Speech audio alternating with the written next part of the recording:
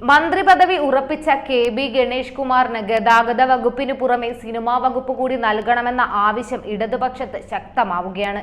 ഗണേഷ് ഈ വകുപ്പ് കൈകാര്യം ചെയ്താൽ ഇപ്പോൾ നഷ്ടപ്പെട്ട പ്രതിച്ഛായ തിരിച്ചുപിടിക്കാൻ കഴിയുമെന്നാണ് ഇടതുപക്ഷ അനുകൂല സിനിമാ പ്രവർത്തകർ പറയുന്നത്. ഗതാഗത മന്ത്രിയായിരുന്ന ആന്റണി രാജുവിന് പകരക്കാരനായാണ് ഗണേഷിനെ പരിഗണിക്കുക.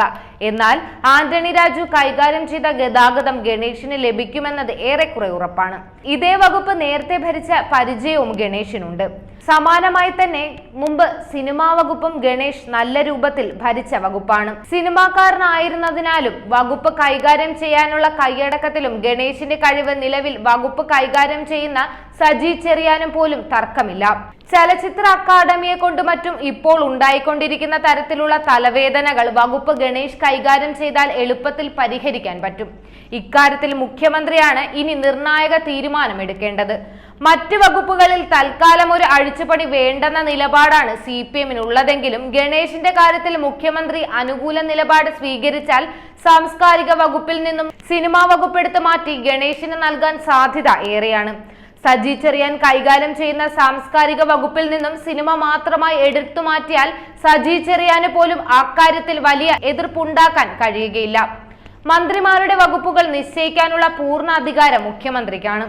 മുൻധാരണ പ്രകാരം 2 പേർ ഒഴിയുമ്പോൾ ആ വകുപ്പുകളുടെ ചുമതല മറ്റു 2 പേർ ഏൽക്കുന്നു. ഇത്ര മാത്രമാണ് ഏറ്റവും ഒടുവിൽ തീരുമാനമായിട്ടുള്ളത്. മറ്റെന്തെങ്കിലും മാറ്റങ്ങളുള്ള സാധ്യത മുഖ്യമന്ത്രിയുടെ നിലപാടിന് അനുസരിച്ചായിരിക്കും. അതേസമയം ചലച്ചിത്ര അക്കാദമിയിലെ പ്രശ്നങ്ങൾ രൂക്ഷമായത് മന്ത്രി സജി ചെറിയാന്റെ നേതൃത്വത്തിലുള്ള ഇടപെടൽ വൈകിയത് കാരണമെന്ന ആക്ഷേപവും ഇപ്പോൾ ശക്തമായി നിലനിൽക്കുന്നുണ്ട്.